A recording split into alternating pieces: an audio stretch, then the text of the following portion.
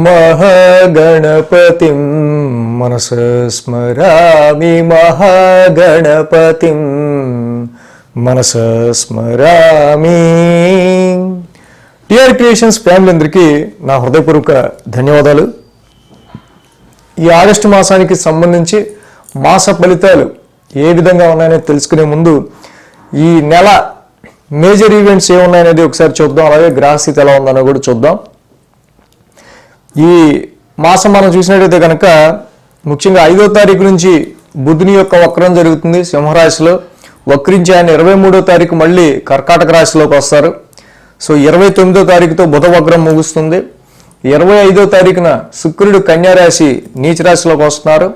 తర్వాత 26న కుజ భగవానుడు ఆయన మిథున రాశి శత్రుక్షేత్రంలోకి ఆయన బుధుడి ఇంట్లోకి అడుగు పెడుతూ ఉన్నారు. అలాగే రాహువు ఇక మీన రాశిలోను, అలాగే గురుడు వృషభ రాశిలోను, ఇక రవి 15వ తారీఖు వరకు కర్కాటక రాశి, 15 తర్వాత నుంచి సింహరాశిలో ఉంటున్నారు. అలాగే కేతువు కన్యారాశిలో, మూల త్రికోణం స్వక్షేత్రం కుంభరాశిలో ఇక్కడ శని భగవానుని యొక్క సంచారం గోచారం వక్రస్థితిలో జరుగుతూ ఉంది. ఈ విధంగా గ్రహస్థితులు ఉన్నాయి. ఈ విధమైన గ్రహస్థితి ఆధారంగా ఈ మాసం ఎలా ఉండబోతుంది అనేది ద్వాదశ రాశుల వరకు తెలుసుకుందాం. అలాగే ఈ మాసంలో మేజర్ ఈవెంట్స్ కూడా చాలా ఉన్నాయి. 2వ తారీఖు మాస శివరాత్రి, 6వ తారీఖు శ్రావణ మంగళవారం గౌరీ వ్రతం, 15 మన స్వాతంత్ర దినోత్సవం, 16వ తారీఖున వరలక్ష్మి వ్రతం. శ్రావణ మాసం వచ్చింది కదా మరి 5వ తారీఖు నుంచి, అందుకని వరలక్ష్మి వ్రతం.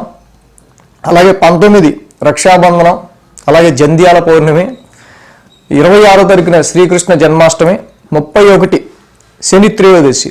ఈ మాసంలో శని త్రయోదశి 2 సార్లు వచ్చింది. 17వ తారీఖు ఒకసారి వచ్చింది, 31వ తారీఖు 2 శనివారాలు శని త్రయోదశి వచ్చింది ఇక్కడ.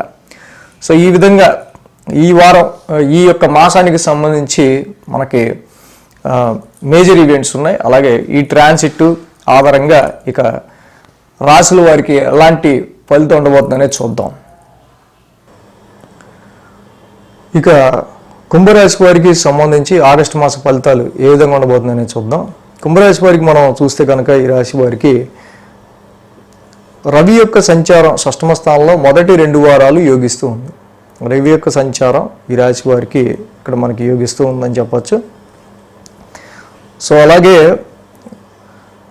మిగతా 8 గ్రహాలు కూడా కొంత ప్రతికూలంగా ఉన్నాయి. కుంభరాశి వాళ్ళు ఏంటంటే ఏలినాడి శని నెత్తి మీద నడుస్తూ ఉంది. నెత్తి మీద నడుస్తుండగా చాలా గ్రహాల వరకు అననుకూలత. అంటే ఈ టైంలో ఎవరితో కూడా పెద్ద డిస్ప్యూటేటివ్గా లేకుండా, సో ఎంత మీరు ఫ్రీగా మూవ్ అవ్వటానికి మార్గాన్ని మీరు వెతుక్కుంటూ ముందుకు వెళ్తే అంత మంచిది. సో కాలం మనకి కొంచెం అంటే కలిసి వచ్చేవాళ్ళు కానీ మనకి సహకరించేవాళ్ళు కానీ ఈ బలాలు మనకి కొంచెం తక్కువగా ఉన్నప్పుడు ఏంటంటే మనం ఒక్కలమే ప్రయాణించాల్సి వస్తుంది. కాబట్టి మన స్ట్రెంగ్త్ని బట్టి మాత్రమే మీరు చేయగలిగిన పని ఏదైతే ఉందో దాన్ని నమ్ముకుని ముందుకు వెళ్తేనే ఈ సమయంలో మీకు మంచి ఫలితాలు అనేవి వస్తాయి. సో కాబట్టి ఇక్కడ రవి ఇక్కడ కుంభరాశి వారికి సంబంధించి మనం చూస్తే రాశిలోనే శని వక్ర సంచారం జరుగుతుంది. వీరికి తప్పకుండా ఏదైతే కొంచెం గతంలో 2021-23 ఉన్న ఈ ఆరోగ్య పరిస్థితులకు సంబంధించిన విషయాల్లో చిన్న లోటుపాట్లకి సంబంధించి అప్పుడున్న కొన్ని సైడ్ ఎఫెక్ట్స్ అనుకోండి, అవి ఇప్పుడు కూడా కొంచెం వాటి ప్రభావం చూపిస్తూ ఉంటుంది. కాబట్టి ఆరోగ్యంలో కొంచెం నలత అనేది శని యొక్క రాశ్యాధిపతి యొక్క వక్రం వల్ల కొంచెం ఏదో అన్కంఫర్ట్ అనేది మాత్రం ఈ రాశి వారికి కనిపిస్తూ ఉండే మాట వాస్తవంగా చెప్పబడుతుంది. అలాగే ఉద్యోగ పరిస్థితులకి సంబంధించి మనం చూస్తే కనుక ఈ రాశి వాళ్ళకి అర్ధాష్టమ కుజ దోషం ఒకటి వీరికి బాగా ఉంది. కుజగురులు ఇద్దరు కూడా అర్ధాష్టమ కుజ దోషంలో ఉండటం వల్ల గృహపరంగా ఎదురవుతున్న అనేక రెస్పాన్సిబిలిటీస్ కావచ్చు, గృహపరంగా ఎదురవుతున్న విషయాలకి సంబంధించి వాటిని మీరు సాల్వ్ చేసుకోవడమే సరిపోతూ ఉంటుంది. సో కాబట్టి డొమెస్టికల్గా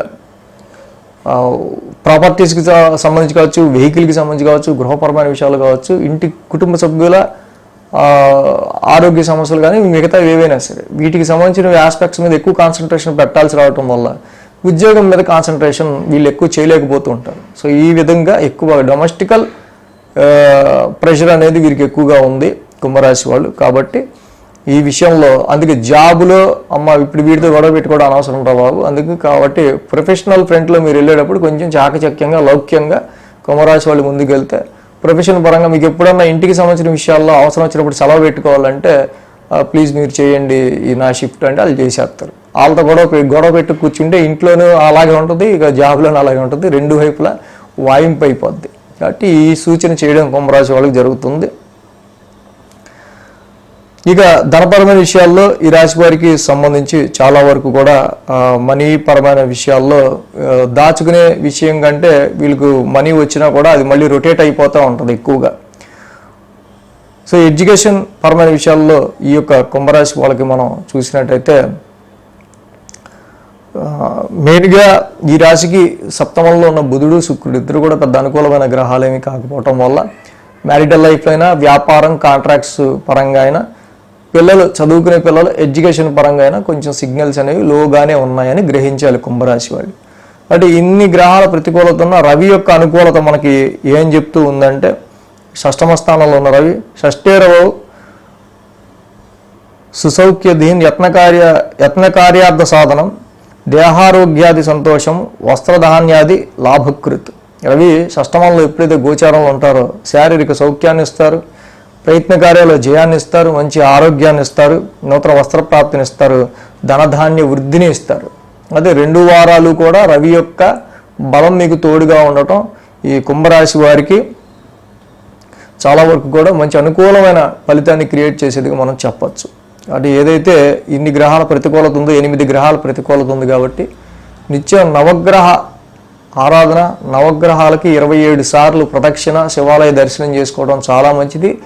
లేని సందర్భంలో ఆ ప్రయత్నం కనీసం నవగ్రహ ఆరాధన మొత్తం అన్ని గ్రహాలకి కనీసం ఆదిత్యాయ, సోమాయ, మంగళాయ, బుధాయ, గురు, శుక్ర, శనిభ్యస, రాహువే, కేతువే నమః అని నవగ్రహాలని పూజించుకున్నా మంచిదే, నవగ్రహ మంత్రాలు చదువుకున్నా ఒకసారి మంచిదే. అది గుర్తుపెట్టుకోండి. So thanks for watching TR creations. ధన్యవాదాలు. ఈ వీడియో కనుక మీకు నచ్చినట్లయితే లైక్ చేయండి, షేర్ చేయండి. మరిన్ని అప్డేట్స్ కోసం సబ్స్క్రైబ్ చేయడం మాత్రం మర్చిపోకండి.